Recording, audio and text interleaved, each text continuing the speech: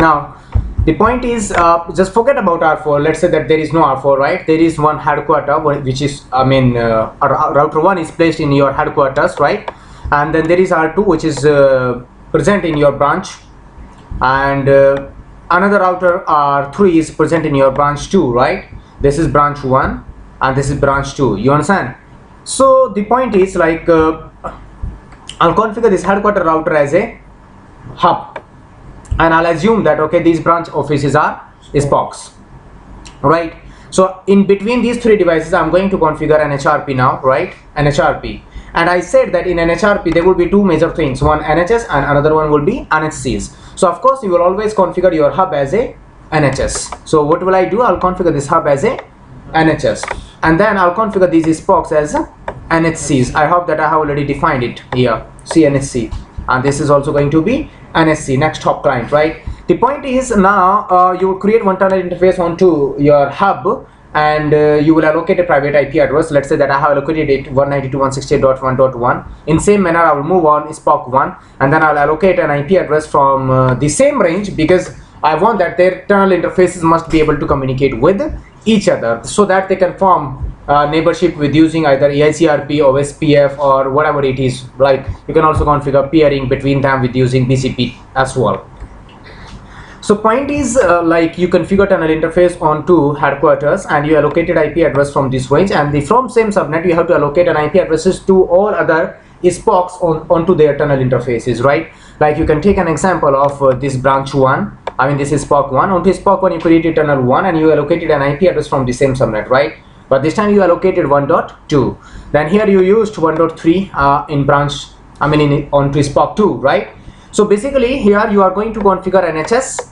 You will configure this hub, this headquarter as a NHS, and then these branch offices router, you will configure these branch routers as a NHC. You understand? So now you see that headquarter and all SPOCs, like SPOC 1 and SPOC 2, they are having their tunnel IP address from the same subnet, right? It means that they can communicate with each other, because they are all of them are on two common subnet, and because all of them are on common subnet, then you can see here that they can communicate with each other.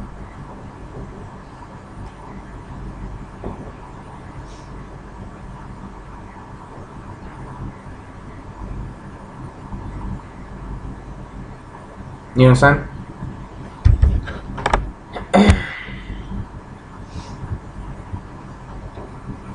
So now the very first requirement. Okay, one more thing. Do you remember site-to-site VPN from CCNP? Site-to-site VPN from CCNP? No? Okay. What? You? I think it's not taken in CCNP. It's just the introduction. Some commands are also there. Yeah. Okay, introduction. At least you have the introductory information. Now, GRE tunnel. Yes. When you are going to configure GRE tunnel between two remote offices, right? It was mandatory to have a static public IP address on to both ends, not dynamic public. Because if public address gets changed, your tunnel will go down automatically. Are you getting my point or not? Your tunnel will not work if your public address gets changed. Is not it? So it was mandatory to have a static public IP address. Here in DMVPN, this is another advantage, as I discussed in previous class as well. I think I discussed it in previous class as well. Like in headquarters, like onto NHS, it is mandatory to have a static public IP address, but onto NHCs, onto client, onto SPOCs, it's not mandatory to have a static public address. Yeah, it should be public address, but it can be dynamic public IP address. Like ISP can change your public address anytime, but still DMVPN will keep on to do work. There will not be any problem, because all NHCs will register themselves onto hub automatically, dynamically. So in case if their public address gets changed, then they will inform to NHS automatically without doing any extra configuration. Right? Any problem? Sure. Great. So now let me have the console of all these devices. And one more thing, see, very first thing is that you must have public IP addresses, right? I'm not talking about that it must be static public IP address. Yeah, it must be static public IP address onto your NHS only, right? But this time we are having a static public IP address onto all offices. I mean in all offices, like in headquarters, in branch offices, everywhere we are having a static public IP. So now 11.1.10, right? Here this is your public address configured onto hub. Here it is 22.1.10 onto SPOC 1, 33.1.10 onto SPOC 2. Fine.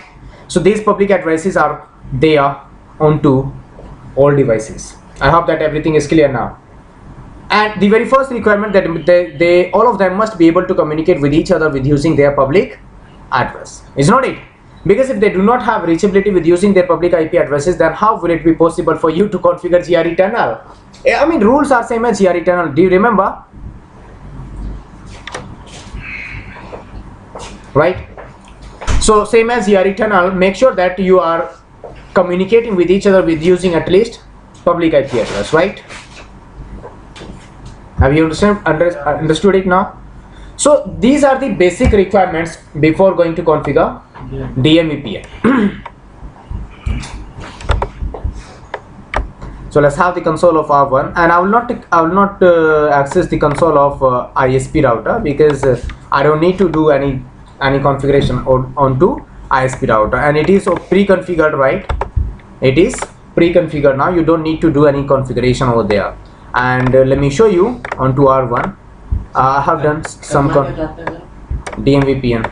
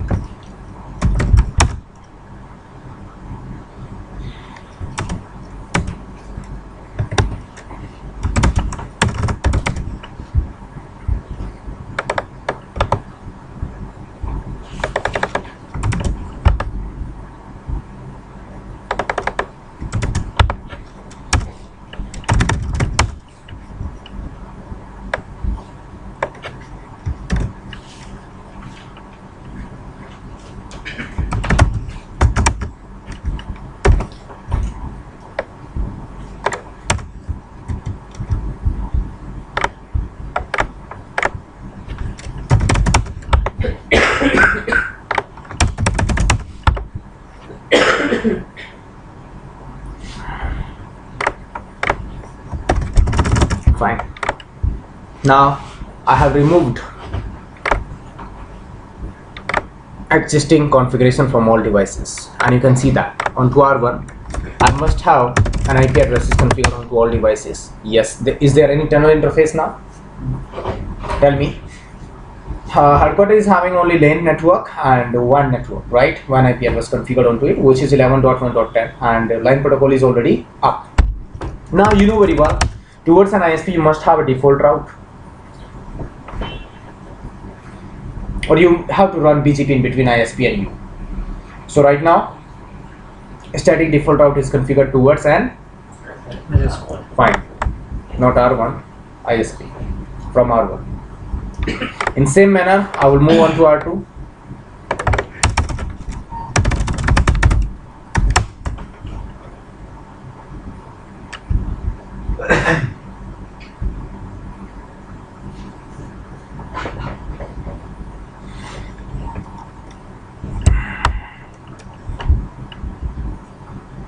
Right, and then after it,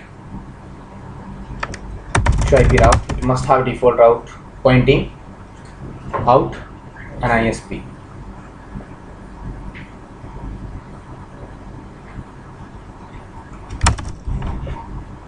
Same.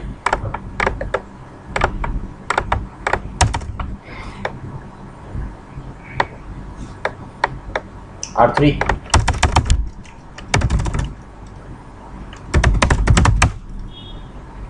Does it have an internal interface? But it must have a static default route. Fine. The very first requirement, R1 is going to be as hub, right? So host is what? Hub. The very first requirement that you must configure, you must check it out, 33.1.10, reachability with public addresses, ping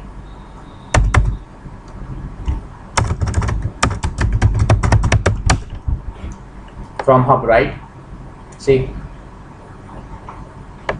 22.1.10 is SPOC 1, whereas 33.1.1.10 was SPOC 2.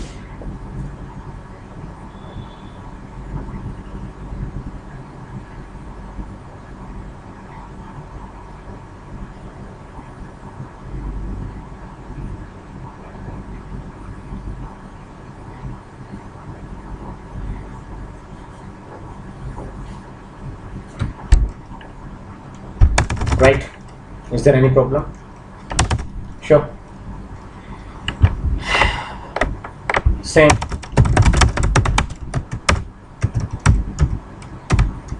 SPOC 1.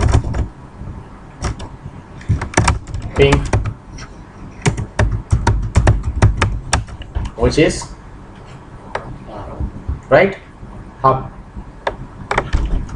Ping, which is SPOC 2, right?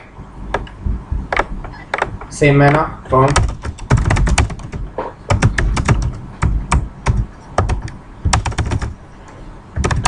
SPOC 2.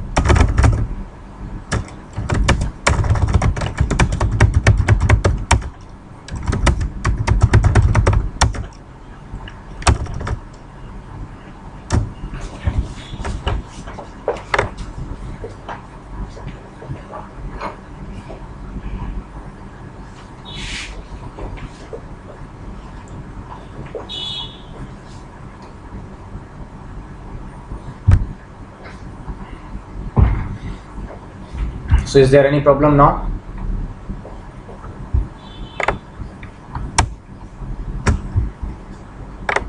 So let's start doing configuration of DMVPN, and I'll start it from hub. If you are going to start doing configuration of DMVPN, you will be configuring it into two different modes: hub and SPOC only, or fully meshed. So what do you want, hub and SPOC or fully meshed? If it is hub and SPOC, it means that whenever your traffic will go from one SPOC to another SPOC, it will always traverse via hub. It will always traverse your hub, right? And if you are using fully meshed, which means that tunnels can be formed in between SPOC to SPOC automatically, and then traffic can go from one SPOC to another SPOC without traversing hub. So I will start it from hub and SPOC, and then I will configure fully meshed. And if we are going to configure hub and SPOC, which means phase 1. In DMVPN you have multiple phases like phase 1, phase 2, phase 3. Nowadays usually we prefer to configure phase 3, but right now I'm going to start it from phase 1, which is your hub and SPOC only. Phase 1 will allow you only hub and SPOC communication, right? Or with using phase 1 you can build your hub and SPOC topology only. So right now I'm going to build hub and SPOC topology only over here, right? So which means that I'm going to configure phase 1 of DMVPN. So I'll start it from hub. So this R1 is your hub. Then do one thing. Okay. It start from interface tunnel 1. IP address is going to be, tell me, as you know, right? Tunnel source is going to be its serial. Tell me, serial 1 by 0. Now your line protocol will not come up without defining your tunnel destination. Now the point is, just try to imagine if you are having 100 of branches, will it be really possible for you to define 100 tunnel destination? For that purpose you have to create 100 tunnel interfaces, because in a single tunnel interface you can define maximum 1 tunnel destination. Understood? So this time if you define here tunnel destination onto hub, it cannot work. It will not work. So what to do now? That is why here you will define your tunnel mode multi-point, sorry, GRE multi-point, which is known as MGRE. And if you define your tunnel mode as GRE multi-point, remember its line protocol will come up automatically even without defining your tunnel destination. However, it will not work. It will not work because still it does not have any public address information of SPOCs, right? So without having the public IP address information of the SPOC devices, it will never be possible to establish communication. But right now you will see that at least its line protocol will come up. You understand? What I taught you, that basically this DMVPN is a combination of MGRE and Nhrp. So till now you just configured your MGRE. Till now you just configured only MGRE, and see now right now this tunnel mode is what? Multi-point. It's not point to point. By default your GRE is what? Point to point. But after defining this multi-point keyword, this tunnel interface have become now multi-point. So till now it was the configuration of GRE only, and now we are going to do some configuration of Nhrp. Nhrp is what? Next hop, yes, resolution protocol. So let's start doing configuration of Nhrp. IP Nhrp onto tunnel interface itself, right? IP Nhrp, and then you have to configure some. You have to do the configuration of IP Nhrp like network ID, the very first command. This network ID can be any number in between this one. And remember, this network ID, you can take any number actually, and this network ID will be responsible, or it will force your device to enable Nhrp onto this interface. This command is mandatory just to enable Nhrp onto your interface. Are you getting my point? Fine. Let's say I have taken one network ID. It is not mandatory to configure it same onto all devices, right? It is not mandatory because it has local significance, and like it will be used to enable just enable Nhrp onto your interface. Then IP Nhrp authentication, for authentication, right? Like if someone is sending Nhrp messages, then we must authenticate that neighbor who is sending Nhrp messages, right? So Nhrp authentication is what? Cisco 1 2 3. Any problem?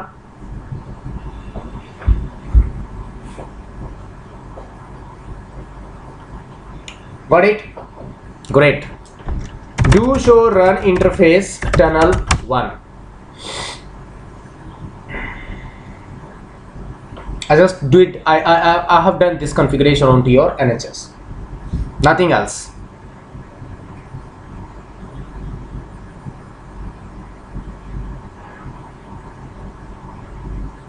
Right?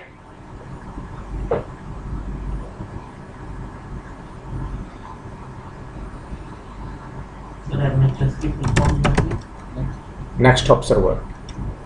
IP Nhrp map.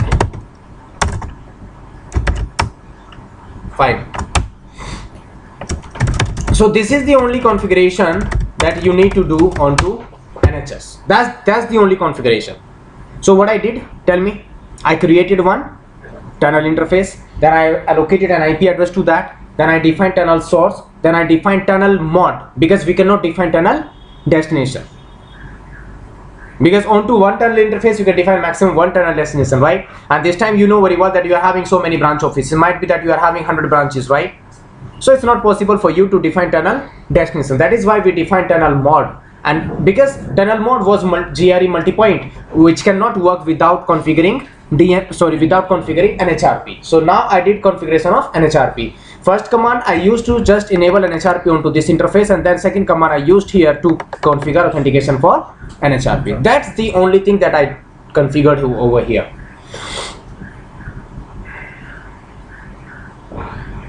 Fine. Now show IP Nhrp. Does it have any information over here? Show nothing, because it have not learned anything from any SPOC, right? It have not learned anything. Now let's capture this link now.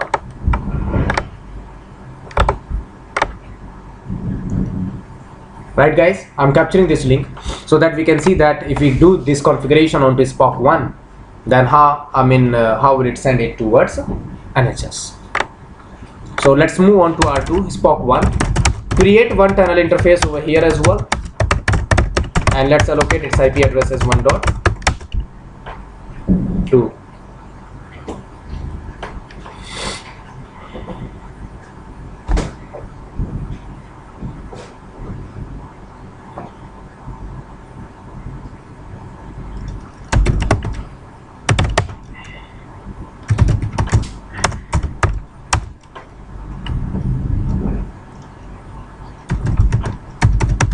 Tunnel destination.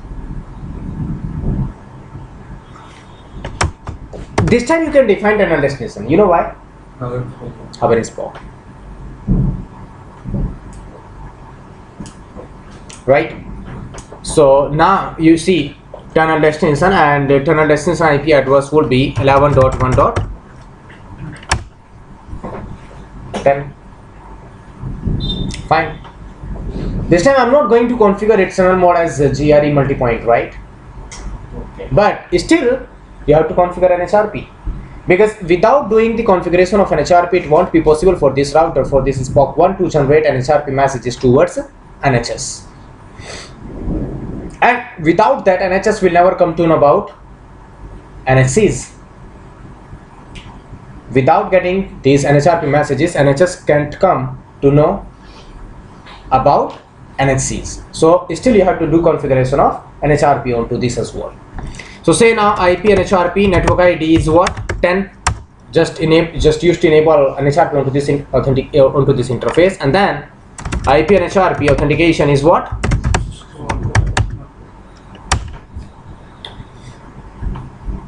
Then actually, do you remember that frame relay mapping?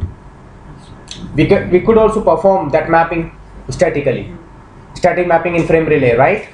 Like if we were thinking that, if we wanted to do not use inverse ARP, then we configured static mappings, right, in frame relay. Fine.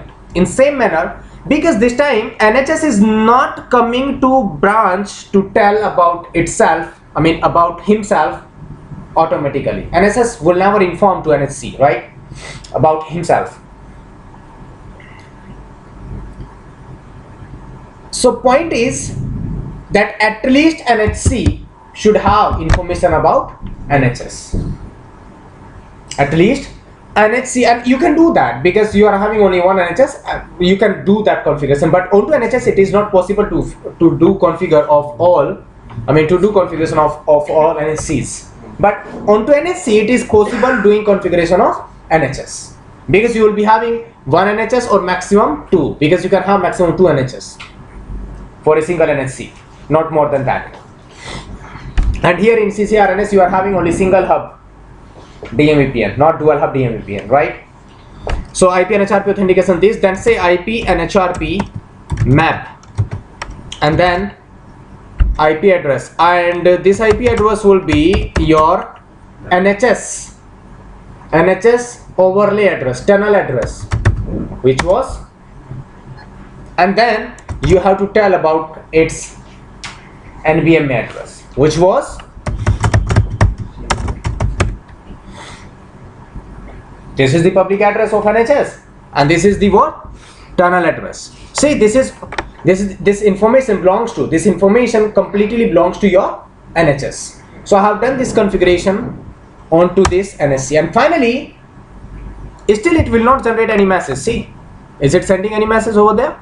No Nhrp message, right?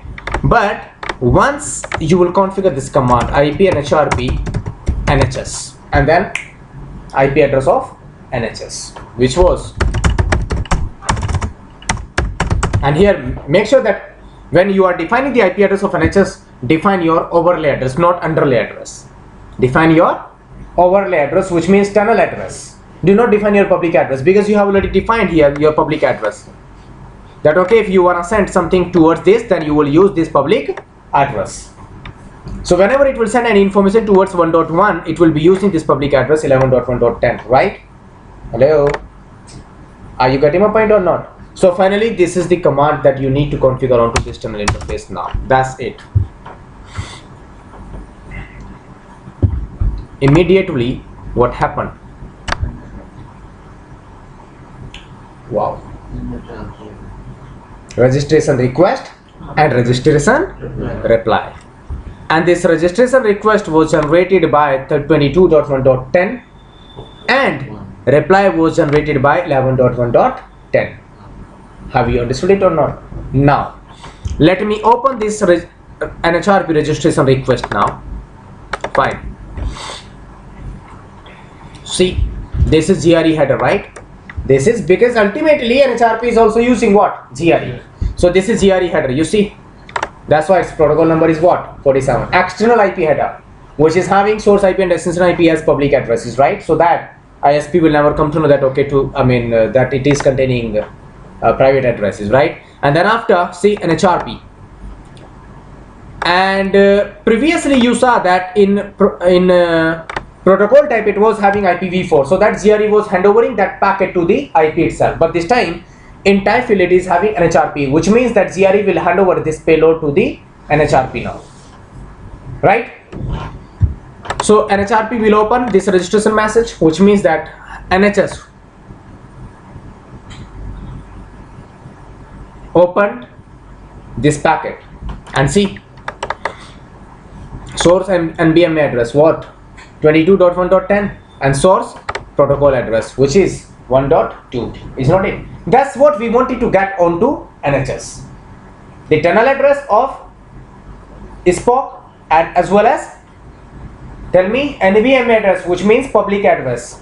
So see, now after receiving this Nhrp registration request, your NHS have come to know about SPOC 1. Now configure show DMVPN over here.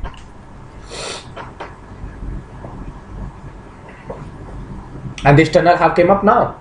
You see, NBMA address of the peer tunnel address and its status, and D means dynamic. You learned it dynamically. In same manner, now you can say show IP Nhrp. See, this is 1.2/32 and dynamic, and NBMA address is, because first of all Nhrp will learn and then it will create an entry. It will create an entry under DMVPN. Hello. So it has learned about its SPOC automatically, right? But you configured your SPOC that statically, right? So that is why onto SPOC 1, if you say show DMVPN, it will show you that okay, it is configured statically over here.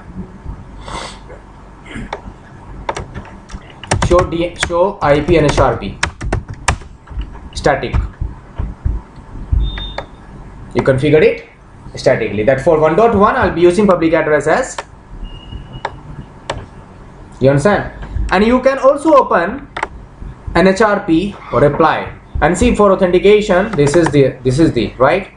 This is for authentication, and responder address extension. I'll show you now. Reply Nhrp. Yes, reply. This is given by, tell me, yes, NHS, which is 11.1.10, right?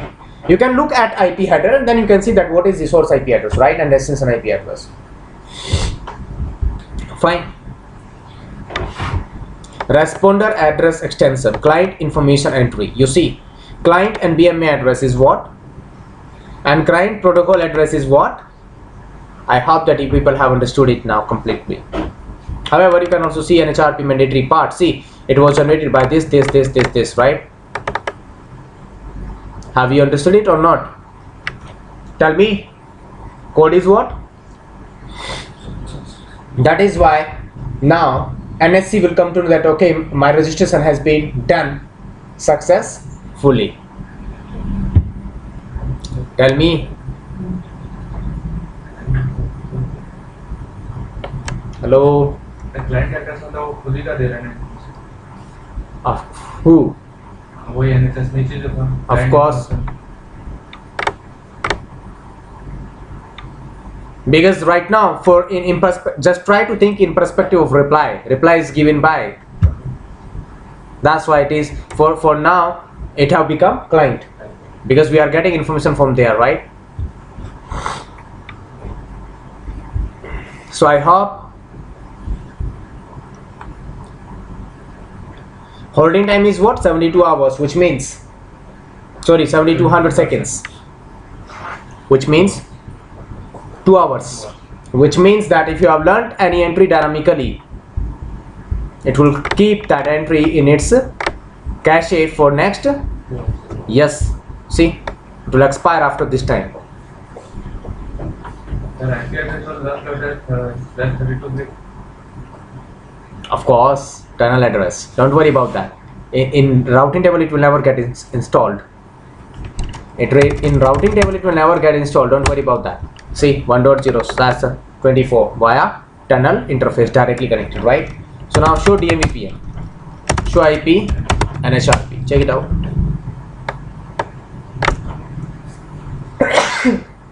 Sorry.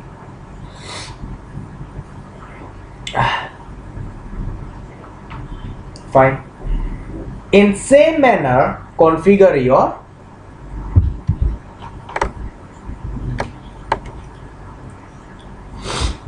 SPOC 2. And for doing the configuration of another SPOC, it's very simple. You know how? Go to SPOC 1.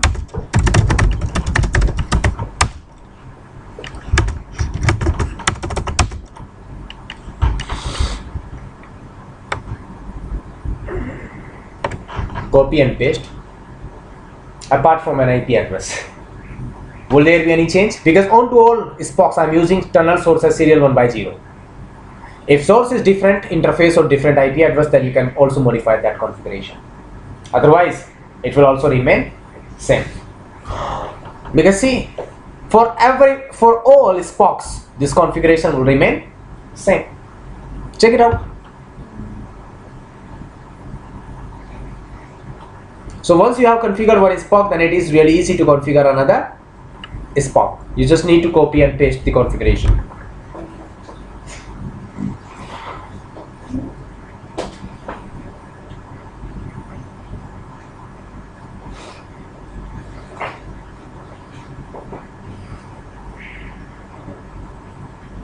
Sir, in DMVPN configuration, what does Nhrp messages do in the background?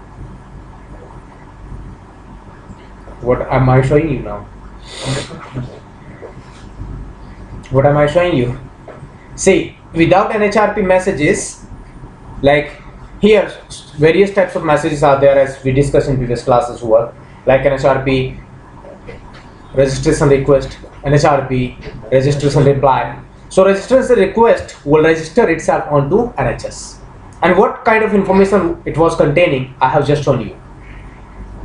So now this NSC have automatically registered itself onto NHS, which means that onto NHS, NHS have learned about this client auto. That's what we wanted actually, is not it? Like NHS have learned private IP, internal IP address of NSC as well as public IP of that, right? So finally, I will move on to R3 and onto SPOC 2, and then I'll create one tunnel interface over here as well. And IP address is going to be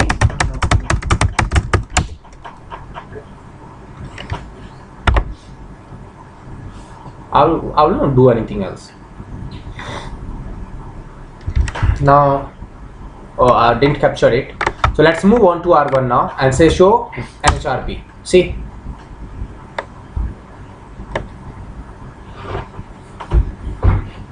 1 hour 59 minutes 49 seconds, because it learned it just before 11 seconds. You understand? And now you see show DMVPN. Up onto Spock to show DMVPN. It will show you that it is configured statically. Is not it? Hello. And now you can try to communicate from Spock to hub with using their tunnel addresses, or from hub to communicate with the tunnel interfaces of all Spocks 1.2, and see I ping with that, and what is happening behind that, you see source was 1.1 and destination was 1.2, but see that GRE header has been added over here. Is not it? See, GRE 47, and then this time it is having what protocol type? IP. Previously when it was sending an Nhrp based message, then it was using an Nhrp, and then see actual IP header and then ICMP packet, same as GRE, completely same as GRE. But the difference in between that GRE tunnel and this DMVP and this MGRE is what? That here this tunnel is point to multi-point, whereas over there it was point to point. It's not it? Now let me stop it now. Fine guys, on to hub. We have seen that okay, they can communicate now with each other automatically without any problem, right? Even you can move on to Spock, and from Spock 1 you can try to communicate with hub. It does not mean that you cannot communicate with the Spock 2. No, still you can communicate with the Spock 2, you see.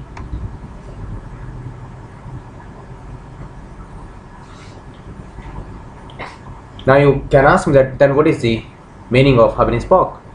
See, I said traffic will always go via hub, and you can trace route it.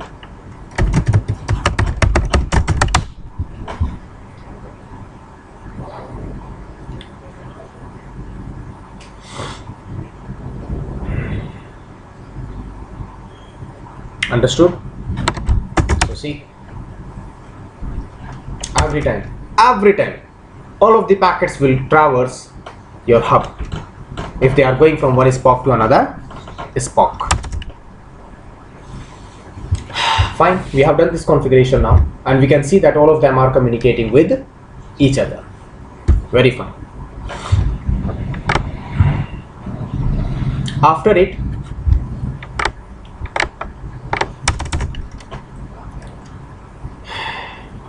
now do you want to know that how traffic is going from here to there? It is very simple. See, R2 will perform lookup in its routing table, that how can it reach 1.3.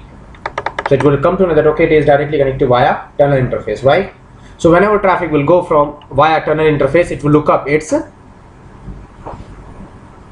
will look at the GRE configuration, right? And you can see show DMVPN. It is having only this information, that okay, it has to give this information to 1.1 with using public address 11.1.10. It will give this information to 11.1.10. Finally it will receive that, and then it will find that okay, it is not for me because my IP address is 1.1. It has to go towards 1.3. Then again it will come to know that okay, it will come to know, see, R1 will come to know that okay, it wants to reach 1.3. It will come to know that okay, it is directly connected via tunnel interface, and then because here its tunnel mode is what? Multi-point GRE. So it will look up for your DMVPN and see for 1.3 is what? Public address. It knew it. So this time it will not forward it back towards Spock 1. No, it will give this packet directly towards Spock 2, because this time it is having this information that what is the public address to reach 1.3. Even you can see that. I'll capture this link.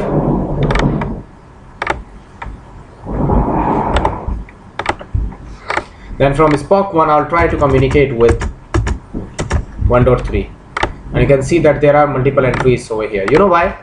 Because very first time it came from, see, open this packet, it is coming from 22.1.10 towards 11.1.10, and same packet ICMP echo request will go towards SPOC 2 from hub.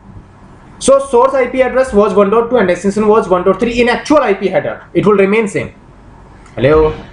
It will remain same inside the actual IP header, but inside inside external IP header, see, now source is what? 11.1.10 and destination is what? And this is the same packet.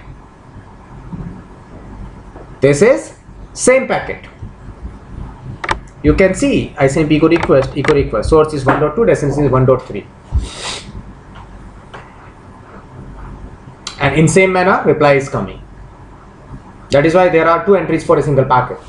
That's why I said that if all of them are communicating in this way, so you can see that what will be bandwidth utilization of hub device NHS.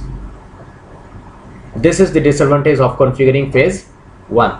But still, their main users cannot communicate with each other. Now with using this tunnel interface, we can form their we can configure dynamic routing protocols, and so that they can form neighborship, and then they can advertise, they can exchange their route information with each other.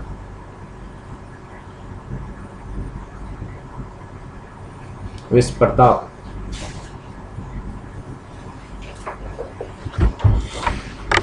Move on to R1. Let's configure EIGRP. Router, or what do you want? RIP or EIGRP? Let's configure first EIGRP, right? Router EIGRP 100, no auto. Summary network 192.168.1.0, so that EIGRP will get enabled onto tunnel interface.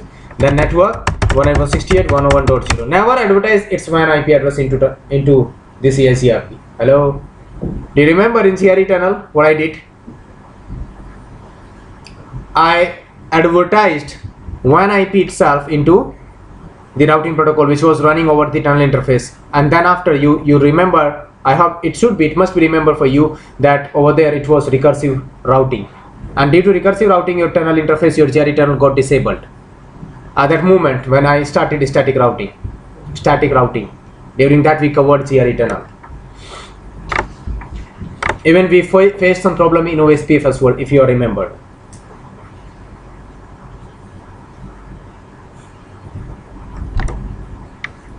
Then on to R2 also, we can go there SPOC 1, and then we can say router EIGRP 100 node or summary network 191.168.1.0 and network 192.168.102.0. Then on to SPOC 2, router EIGRP 100 node or summary network 191.168.1.0, network 191.168.103.0. They must form neighborship. R1 hub has formed neighborship with both of them. Try EIGRP neighbor.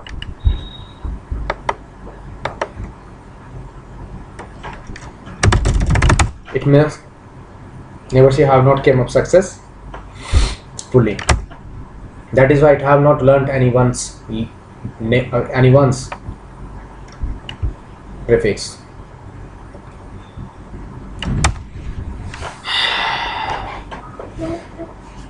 Which means that packets are coming from there to here, from SPOC to hub. Hello messages are coming from SPOC to, but hello messages are not going from hub to SPOC, because if you move on to R2C, it is not showing you anything. You know why? Because onto SPOCs you configure your tunnel destination. Onto SPOCs you configure your tunnel. So whenever any packet will go out from that tunnel, it will encapsulate with external IP header. But here onto NHS it will not happen, because here it is multi-point. So it won't be possible for hub to transmit anything for multicast address, which means by default Nhrp will not allow your multicast messages. By default Nhrp is not going to allow your multicast messages. To force your device to allow your NHS, if you want to force your NHS If you want to force your NHS to allow multicasting as well, multicast packets as well, do one thing. Go to NHS, which means hub. Configure this command over here. IP Nhrp map multicast channeling. Configure this command onto hub and then move back on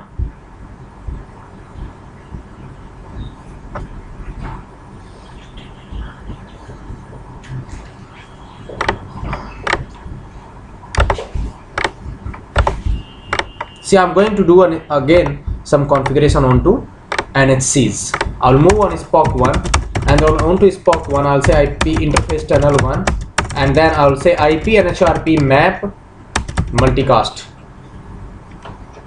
to whom I want to give my messages for all multicast groups, right? Multicast, and then I have configured my NBMA address, which means that for all multicast groups I'll be using this NBMA address, right? So that it will send this information in Nhrp to NHS that okay, I'll be using this address for multicasting, and then NHS will learn it dynamically. See, in same manner, see, have it given any messages? No, it have not given any Nhrp messages, right? Then you can move on to SPOC 2 as well and then say IP Nhrp map multicast. Oh.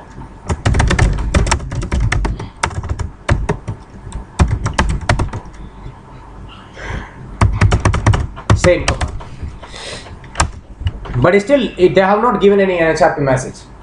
If you want to force your device to generate Nhrp messages immediately now, because it can take up to 2 hours, right? So if you want that your SPOC should generate Nhrp messages immediately, then do one thing, just bounce your tunnel interface. Just bounce once your tunnel interface by doing shutdown and then say no shutdown. See, once again it will generate an Nhrp registration message. Fine. This is request, right? Registration request. See, now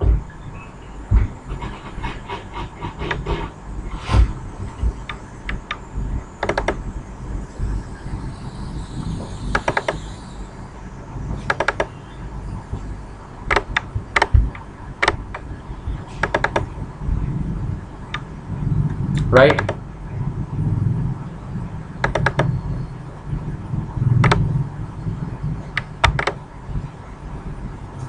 Then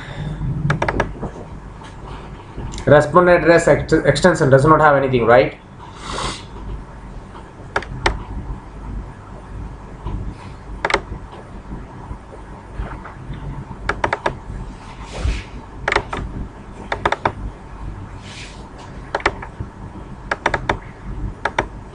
Forget about it. In same manner it have given what? Registration reply. And now you see that EIGRP neighborship have came up in between SPOC 1 and hub. See, onto SPOC 1 it is showing me, right? So IP EIGRP neighbor. Check it out. Q count is what? 0. Now it have learned 101 dynamically. In same manner, if you move on to hub, show IP EIGRP neighbor. Yes, there is no Q count for 1.2, but for 1.3 still there is Q count, right? And show IP route, it must learn 102 automatically now. In same manner, move on to SPOC 2 now and just shut down your tunnel once and then say no shutdown.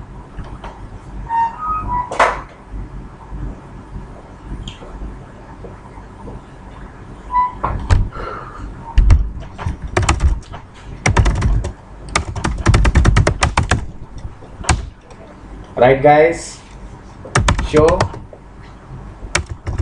IP route 101 must be there. Now you can move back again on NHS and then you can configure this command, show IP ICRP neighbor. Yes, there is no queue count for both neighbors, and it have learned 102 as well as 103.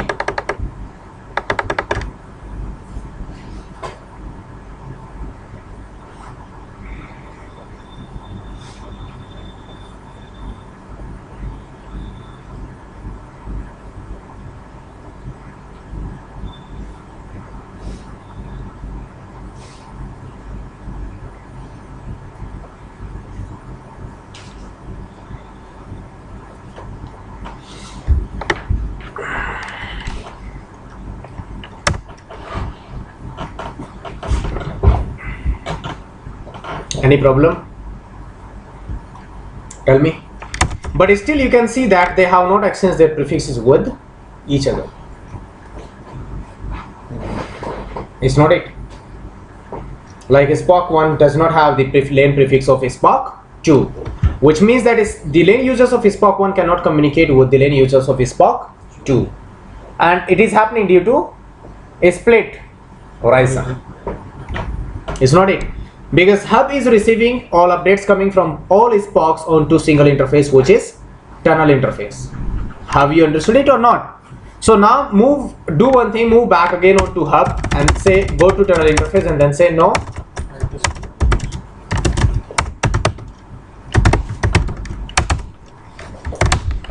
Once you will disable it, you will see that now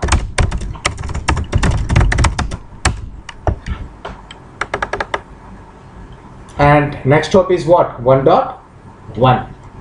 So which means that if you trace route 192.168 103.1 when source is your own lane, is always going via, because in routing table itself its next hop address is what? 1.1.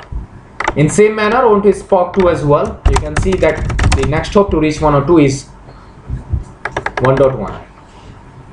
But in case, even if you disable your next hop address onto hub, like in EIGRP I told you that command as well, no IP next hop self EIGRP 100. So now you will see that whenever Spock 1 will learn Spock 2's lane, next hop will remain as 1.3 to reach 103. But still ultimately your topology is hub in Spock, so still your traffic will go via R1. Even you can trace route, because I trace route 1.3, it was always going via 1.1. So it doesn't matter, it does not create any difference over here. It will not create any difference over here. Yes, split horizon, I mean it is mandatory for you to disable your split horizon, because if you do not disable split horizon till that, you understand? And this time in hub and Spock, like if you are using DMVPN, will it be feasible for hub to generate a query message towards Spocks? No, of course no, because Spocks are end users, I mean end routers. Hello, would it be feasible for a hub to generate query messages towards Spock? Of course no, because Spock doesn't have any information over there except its own. So that is why if you are going to configure EIGRP over DMVPN, then in most of the cases you will find that your Spocks will always be configured as a stub router. So that hub will never generate any query message towards Spock. Then after it, we have came to know that okay, this is called actually phase 1. This is called phase 1, in which your traffic will go from one Spock to another Spock, but it will always go via hub. So in this way you can configure EIGRP, in this way you can configure hub and Spock and all these things, right? Fine guys, now I am going to do the configuration of phase 2. Phase 2 means fully meshed. Sir, show IP and NRP. Show IP?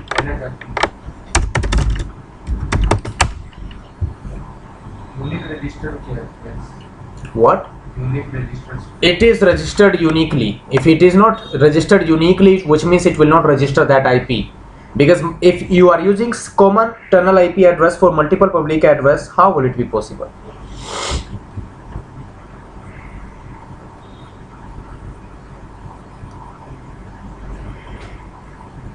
unique register, it is registered successfully, right? So I hope that you people have understood that how you will perform this configuration over here of Nhrp. Yes, sir, worker is starting with Which is static default route.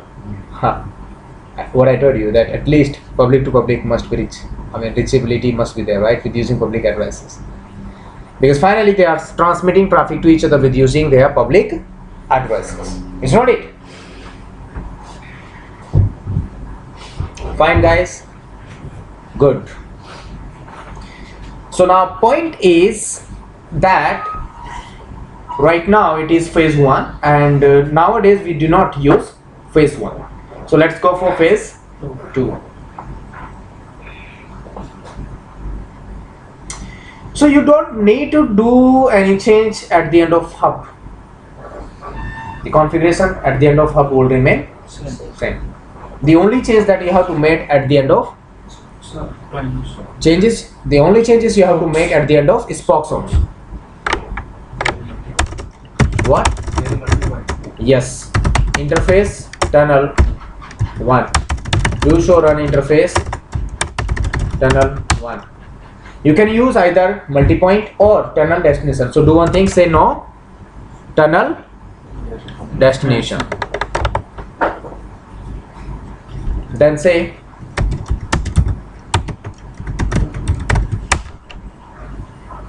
fine. All remaining configuration will still remain same. Do show run interface tunnel 1. Let me show you. And see neighborship have again came up auto. But remember that all remaining configuration must be same. Like this static mapping must be there for hub, for NHS. Onto NSCs, this static mapping is still mandatory for both, for unicast as well as for multicast on all NHCs. Then in same manner I will move on to SPOC 2 now. Interface tunnel 1. Are you getting a point? And then show, oh my god, do show run interface tunnel 1 and then no tunnel destination, and then tunnel mode.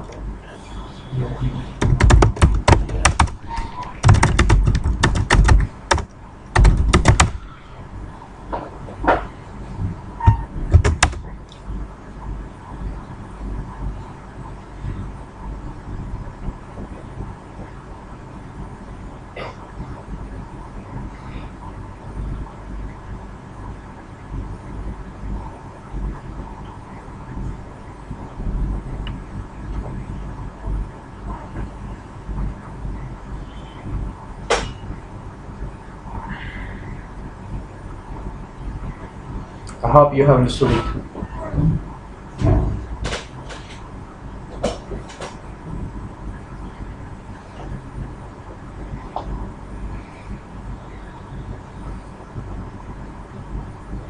Any problem?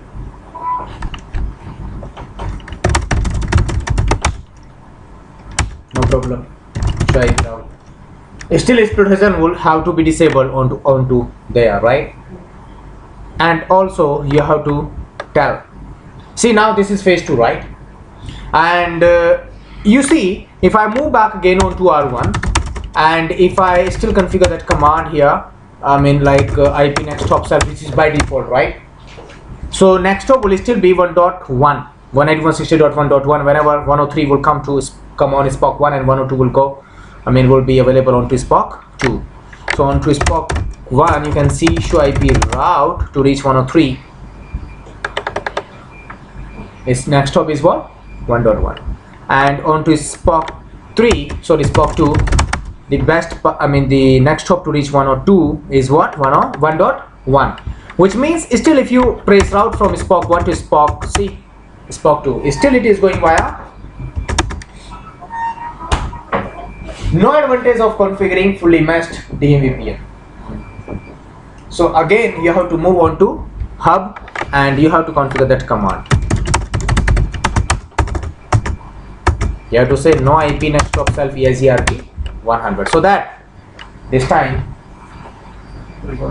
you understand?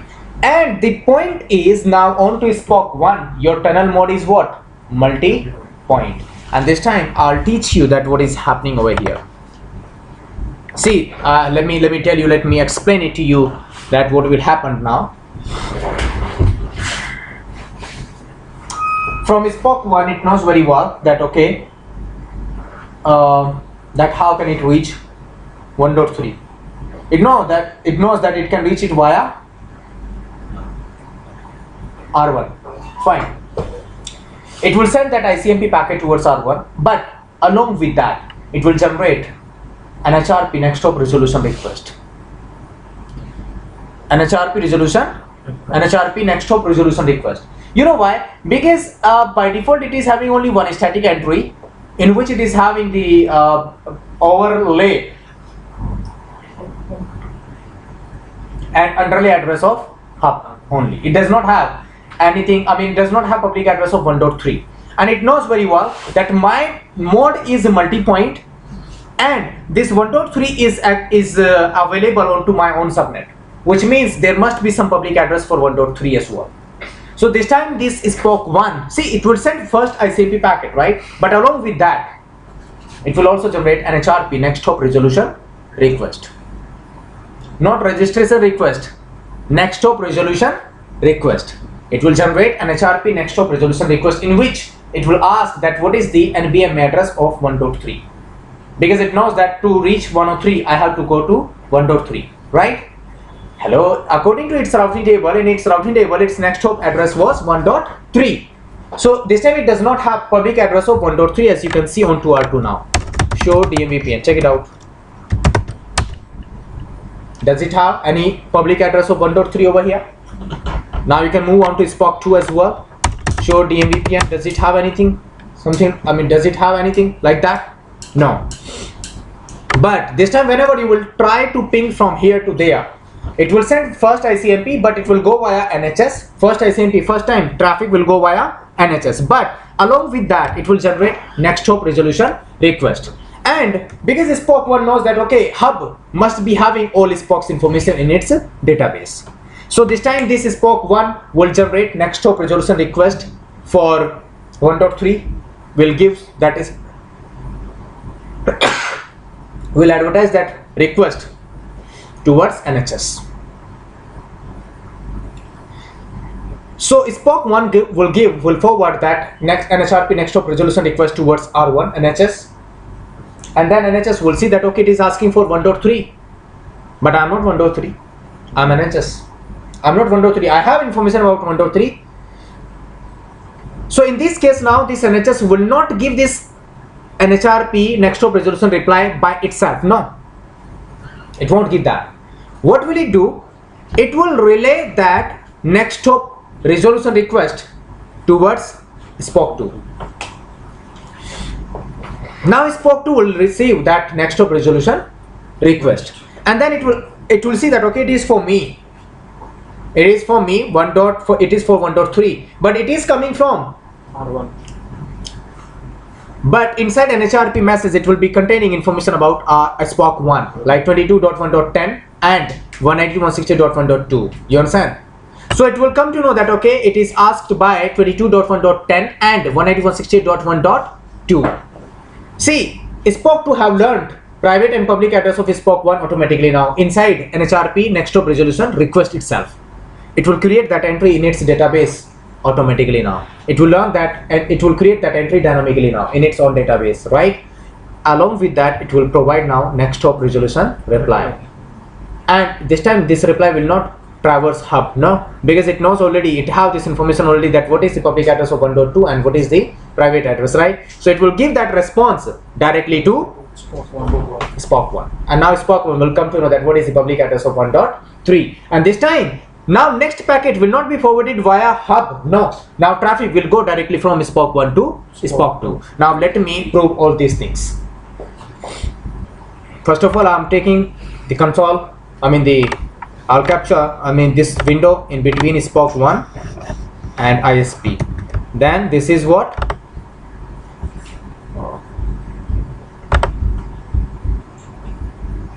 Yes, hub and ISP, and finally window 4 will be for, oh sorry, SPOC 2.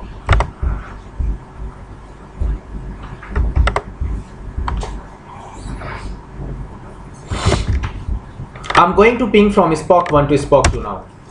See, this time next hop is 1.3, right? It is not 1.1, because if it was 1.1, then it has to go through via hub only. But this time I have said no next hop self, right? That is why next hop is 1.3 now to reach 103. So, and now I'm going to ping with when source is very fine. But along with that, now see what is the mechanism behind it. Capture, stop. Capture, stop. Capture, stop. What I said, that very first ICMP packet will go via hub, because it does not have the public address of 1.3. Open Wireshark. This is the first window, which means between SPOC 1 and ISP. See, it has generated this ICMP packet, right? See, and in it source is what, 22.1.10, and destination is what, 11.1. It means it will traverse hub. Fine, it's proved now. But along with that, it have also generated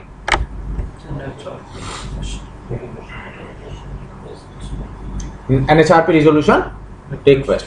Open it, and this resolution request have been forwarded towards hub. Is not it? Source is 22.1.10, which means SPOC 1. Now you must remember that hub is having 11.1.10, SPOC 1 is having 22.1.10, SPOC 2 is having 33.1.10, and in it is having, see, Nhrp mandatory part. What is it asking for? Source NBMA address? Yes. SPOC 1's address. Source protocol address, tunnel address, that's 1.2. But it wanted to ask for destination. Yes, 1.3, which means it wants to get NBMA address of 1.3. Are you getting my point or not? Rich way. Fine. It will be forwarded now towards hub. Very fine. Move on to second window now. ICMP echo. First, because first will come to it, and then it will send it back. See, it is sending that same request towards, see, same request came from 1.2, 102.1 and going towards 103, because it will receive that request, will come to that, okay, I have to send it back out from the same interface, right? But at that moment, external IP header will get changed. Hello? Same. External IP header, which means ZRE header will get changed, because previously source was 11.1, 22.1.10, and destination was 11.1.10, but this time, whenever it will send it back out from the same interface, 11.1.10 will be source and destination will be 33.1.10, because it knows that how to reach 1.3, right? But at same moment it received an Nhrp resolution request, but it received from 22.1.10. it have relayed, now see, it has relayed the same resolution request towards 33.1.10. see, open it, but source is what, 11.1.10, and this is also resolution request. But inside mandatory part, you will see that it will be having the same information. It have not modified anything inside Nhrp message. Has it modified that? Nothing. See, it is having the same information. Fine. It have forwarded it now towards 33.1.10. Finally, see, it received it. This first ICMP request coming from 11.1.10, which means it came via hub. But inside the internal IP header, see, it's 102.1 and destination is 103.1, right? Fine. At same moment, it received this Nhrp resolution request coming from 11.1.10, but it was having the same information came from SPOC 1. See, now it will create this entry automatically onto SPOC 2, show DMVPN dynamically, and it have given now Nhrp resolution reply, and source is what, 33.1.10, but this time it is going directly towards 22.1.10. See, Spock 1, and see, client information entry. It has given its own information. Is not it? And it have given this information back to R2, which means that R2 will also create this entry now automatically. And this time it will directly start to transmit your data without traversing hub. See? ISP से जाएगा. Yes, of course it has to go through ISP. But this time it will not go to our hub device, right? Our headquarters. As you can see now, trace route.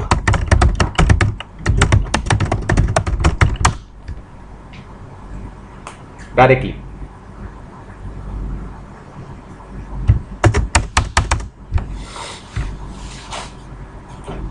Are you getting my point or not? Hellos? Have you understood it or not? This is called phase 2. But see, very first packet will always go via up.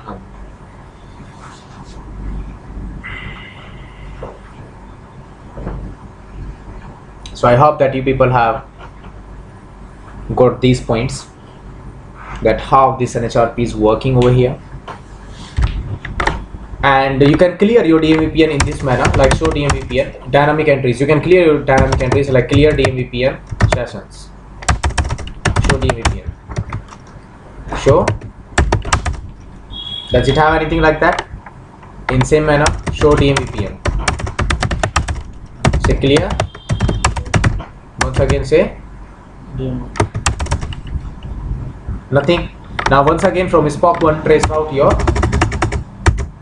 First of all, it will go via hub, but next time, because now their tunnel have came up dynamically.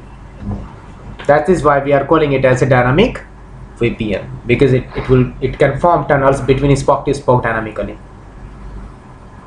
Even hub also formed this tunnel with all Spocks dynamically. Fine, guys. But still there is a problem, a small problem. The problem is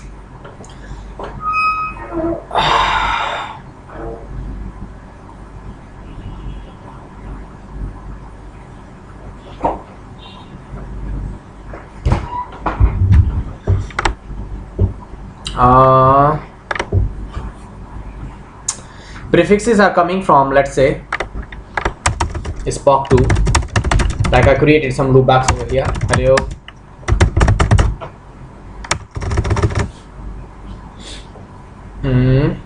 What should I do? 30.1 dot loopback 2.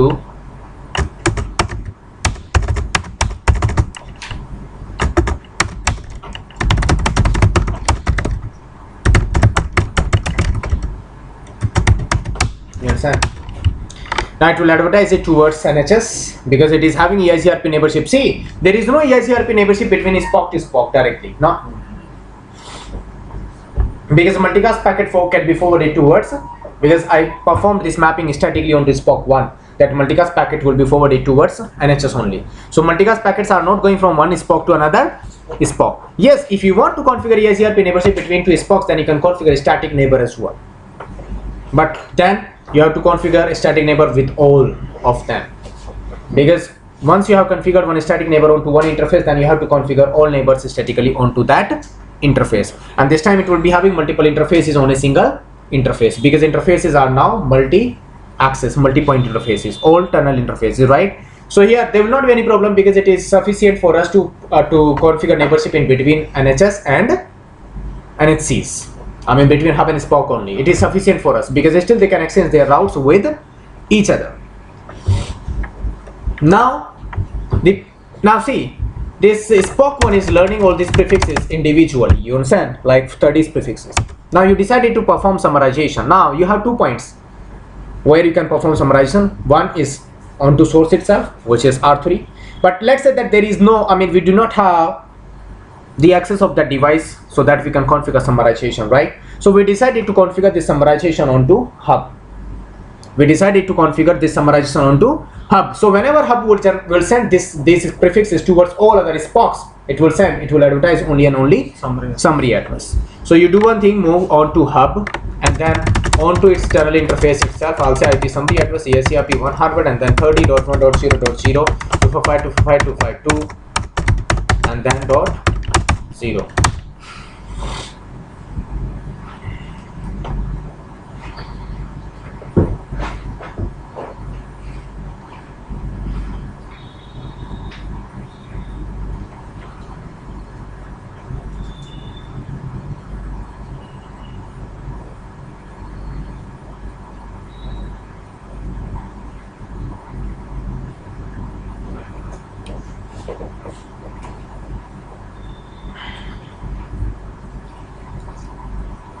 Have you understood it now? Tell me. Good.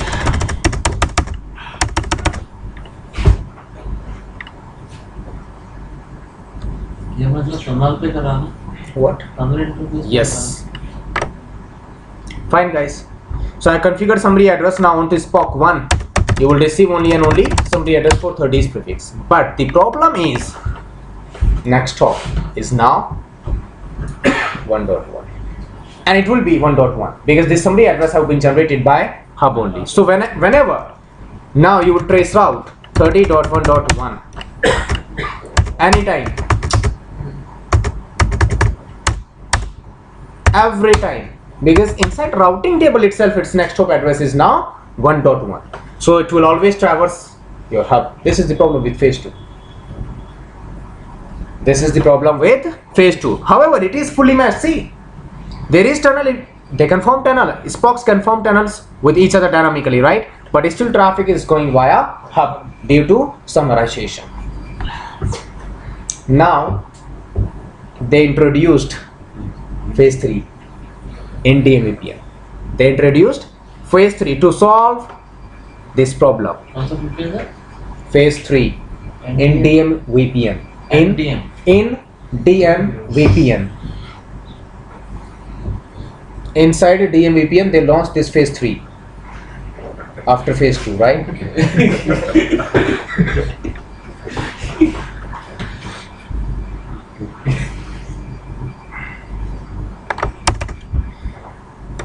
So now we are going to implement here phase 3, right?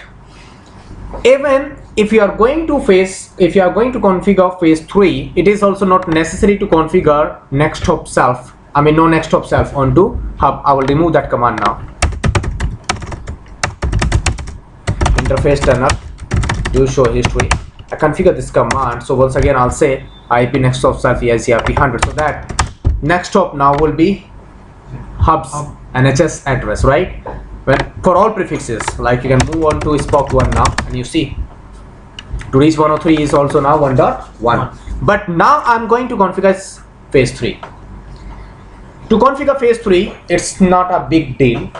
Configuration will still remain same, completely same. The only one thing that will be added over here, like onto hub, go to tunnel interface and then say IP Nhrp redirect. This command will be configured onto hub, and then after move on to R2, I mean on all SPOCs, go to tunnel interface and then say IP Nhrp shortcut onto SPOC 2 as well, IP Nhrp. I mean to say onto all NHCs you have to configure IP Nhrp shortcut command, and onto all NHS you have to configure IP Nhrp redirect command, right? That's all about phase 3. Now you have configured phase 3 DMVPN. Fine. Now how does it work, right? We have to understand this process, the whole process which will be running in the background of phase 3. See, because whenever you will try to communicate with 103 from SPOC 1, I mean whenever you will transmit any data from SPOC 1 to SPOC 2, because it will go according to its routing table, right? So whenever it will perform routing lookup in its routing table, it will come to know that I have to give this traffic to the 1.1. My next hop is 1.1, which is your NHS. Fine. So traffic will be delivered onto NHS. Now NHS will receive it onto tunnel interface, because traffic will be received onto tunnel interface, and then it will perform lookup in its routing table.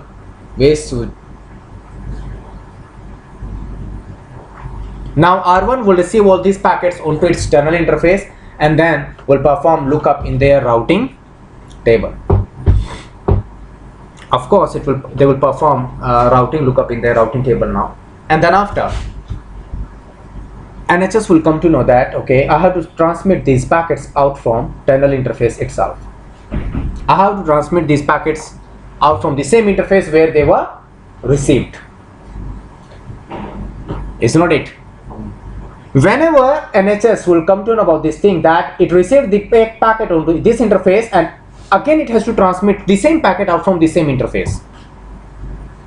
Of course, it is not good. It means that I'm not the best path.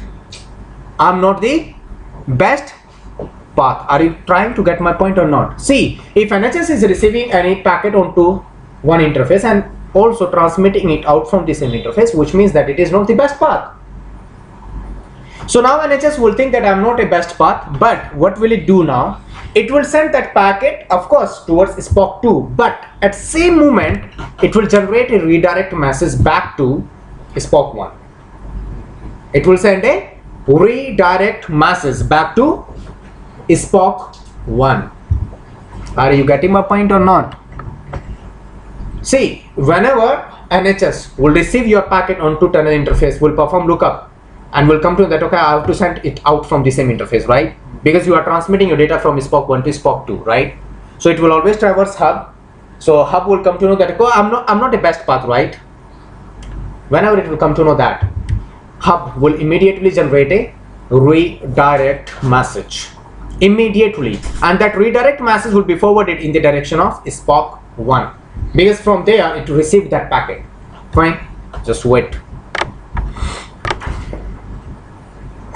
Fine guys, this is SPOC 1. Yeah, so what I was telling you,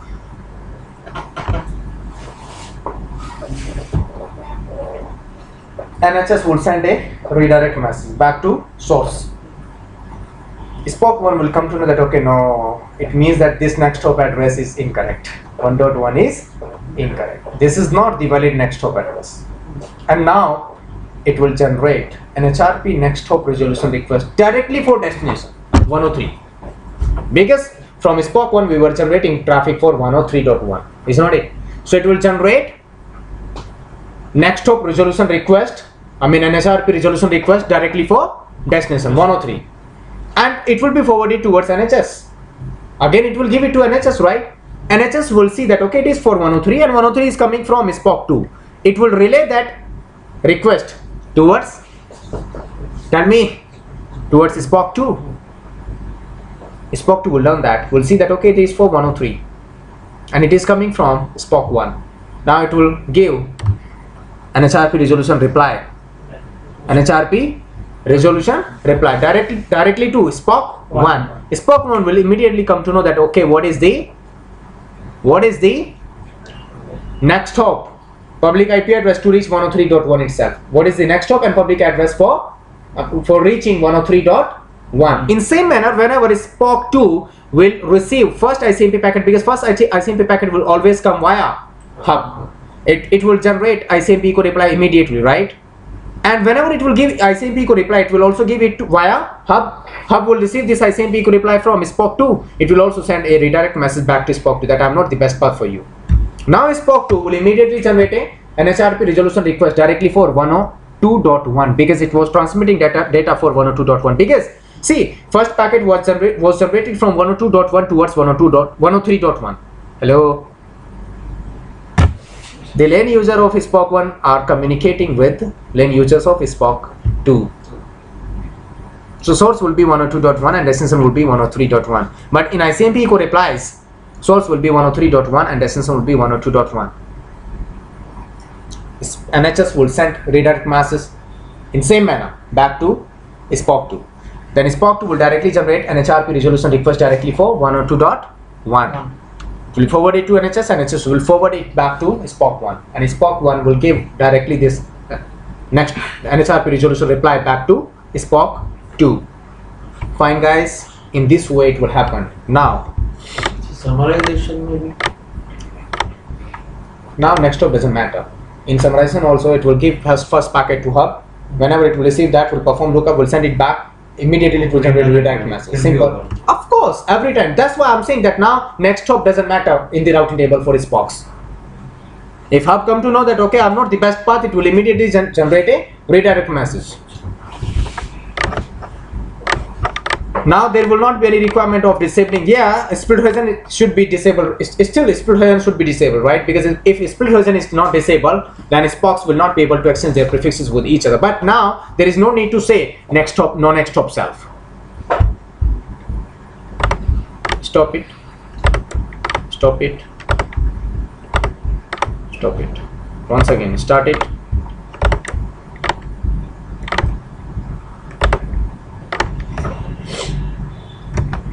And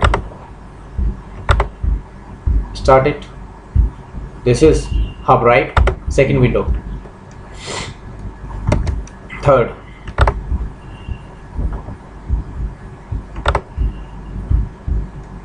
Right?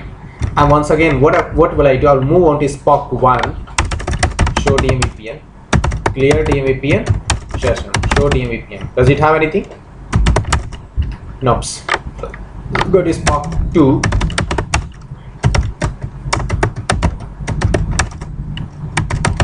Does it have anything? No? No? It's not it. I'll send. See, I'll show you that very first time, what will happen, press route.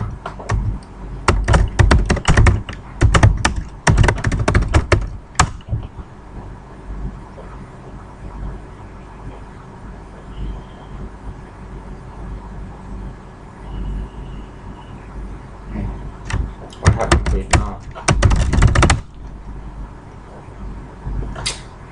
103 is not there now.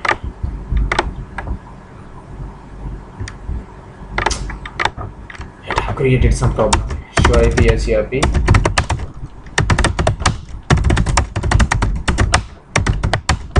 Not worry about that. Just wait.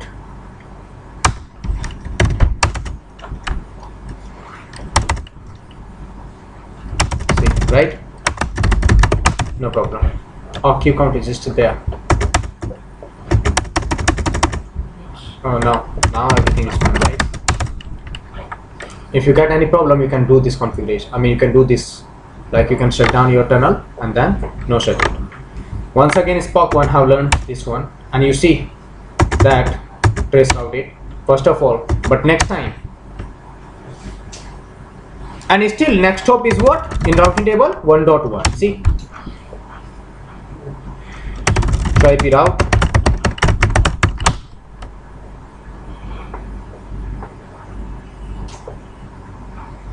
Right? But now once again I'll show you that what is happening in the background, right?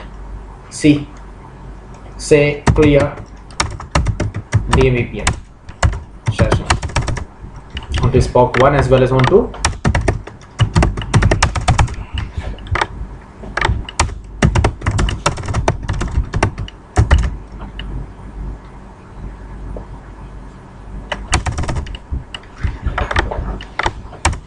clear IP. Fine guys, and see, I'll ping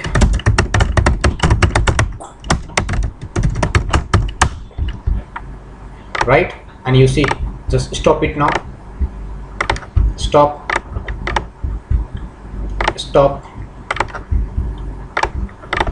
and stop it. Wow. See, it will generate very first packet, will go to hub. Hub will perform lookup, will come to that okay, I have to send it back out from the same interface, right? So open second window. It received this ICMP packet. No. Actually, before that also it received some of the ICMP packets. Yes. See, it received one ICMP packet. First of all, very first packet came from, tell me, 102.1 going towards, and inside the external IP header it was having like source is 22.1.1 because, and destination was 11.1.10, right? Because it was going via hub. Then hub performed lookup and it set it out from the same interface, but this time public IP address source is 11.1, but inside internal header everything is still same. At same moment it came to know that, okay, no, I'm not the best path, so it generated what? Redirect message. Hello, it have generated this redirection message. See, from where to where? Of course, to SPOC 1 back, right? See, packet causing indication. This is the packet. I'm not the best path for this packet, right? I'm not the best path.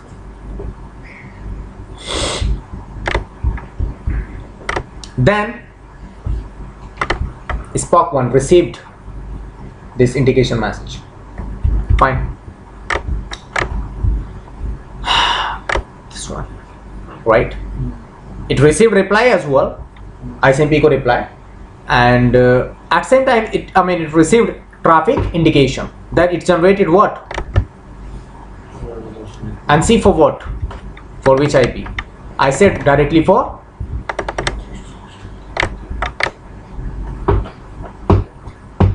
right, and it has forwarded it towards NHS.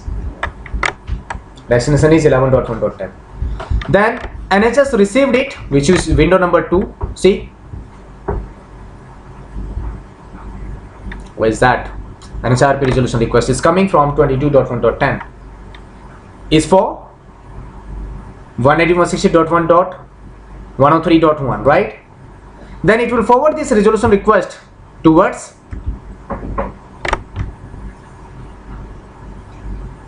33. It have not it. Hello, it will forward it towards. See, open it. Source is 11.1.10. Destination is this, but inside mandatory part, it will be having same thing. Is not it? And at same moment when it received this ICMP echo reply from there, it generated traffic indication towards SPOC 2 as well. And then SPOC 2 received this indication message. It generated Nhrp resolution request. At same moment it have also received Nhrp resolution request as well. It generated, see, when it generated it, source is 33.1.10 and destination is NHS. See, open it, and it will be for 102 actually, 102.1. But when it received it from there, from hub for 103. Now, of course, it will give now an Nhrp resolution reply, but reply is going from, see, in reply, see, Nhrp resolution reply is going from SPOC 2 to SPOC 1, and reply have also come from SPOC 1 directly to SPOC 2. See, you can open them. When SPOC 2 given to SPOC 1, it given information about 103.1 client information entry. See, this is the next hop, and this is your public address to reach 103. And in same moment, sir, request द्वारा खोलना sir. why? एक वो For what? information वाले देखना sir. Which request? यही वाली. Which one created by SPOC 1 or SPOC 2? SPOC 1, which means source should be 11.1.10. This one. Does it have anything? Client information? Nothing.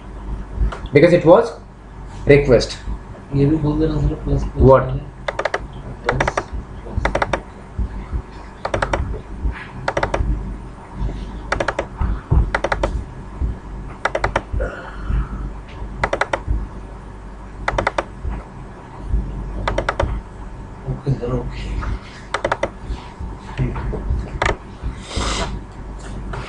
right?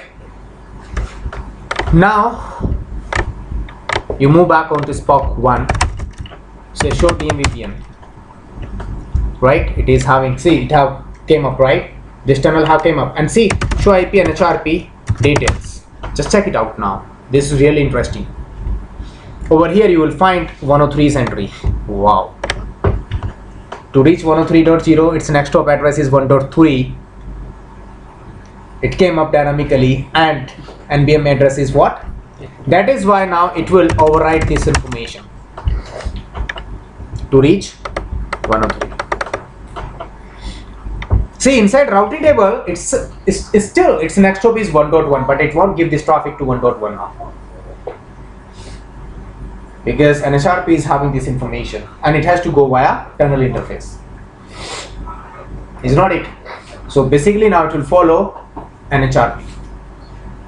So Nhrp, the next hop given by Nhrp will overwrite your routing table disk. Have you understood it or not? So remember that in phase 3 also, first packet will go via hub, but remaining packets will go via, will go directly from SPOC to SPOC, right? No matter that whether next hop is hub's address or not, right? I hope that you people have understood now. So whatever you are doing now, summarization onto hub or whatever, doesn't matter. Because in case if your next hop is hub's address, then also there will not be any problem in phase 3. However, phase 3 was not necessary because it was also possible to solve this problem by modifying the configuration of your routing protocol itself. But the problem was like during summarization and all these things, right? So that is why it was needed to launch this phase 3. So I hope that now you people have understood the whole concept, the whole background process of Nhrp. That what are the differences in between phase 1, phase 2?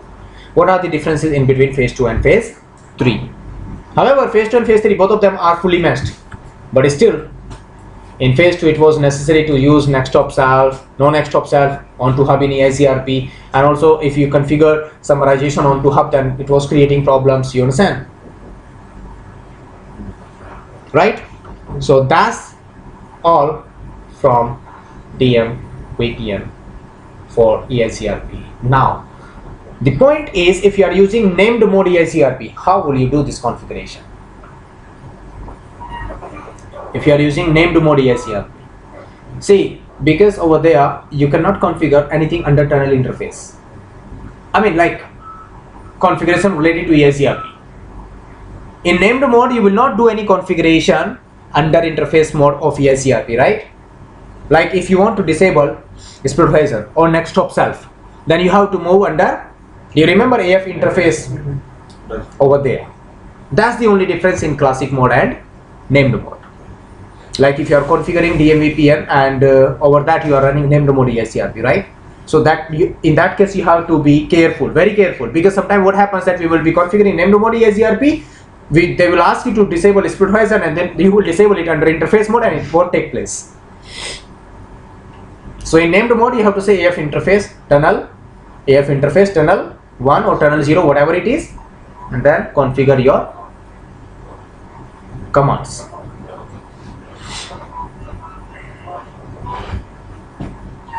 Right guys, so this is the advantage of configuring DMVPN.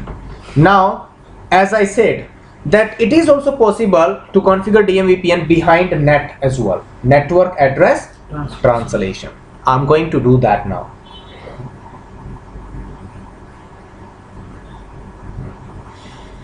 This is my branch. In my branch I'm having two routers, R4 and R5. On R4 I'll configure netting, and on R5 I'll configure tunneling. I'll configure this R5 as a NHC. So on to R4, let me have the console of R4 first of all.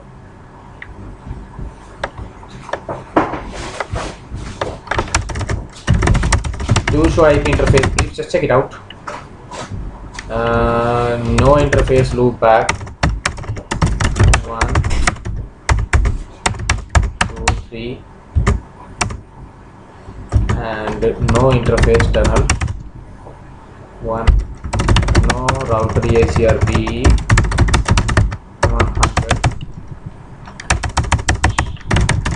do show IP interface brief. Yes, only IP addresses are configured, even though onto FA0 by 0 I have to configure 45.4. Do show IP route, it must have a default route towards pointing to ISP. That's it. Does it have anything else over here? Do show IP protocol, does it have any routing protocol? No. Have you got it? Fine. First of all, configure netting. Configure net, I'll configure pat actually. I'll say access list 1 permit. Then I'll do one thing, I'll move on to S1 by 0. I'll say IP net outside. Interface FA0 by 0, IP net inside. IP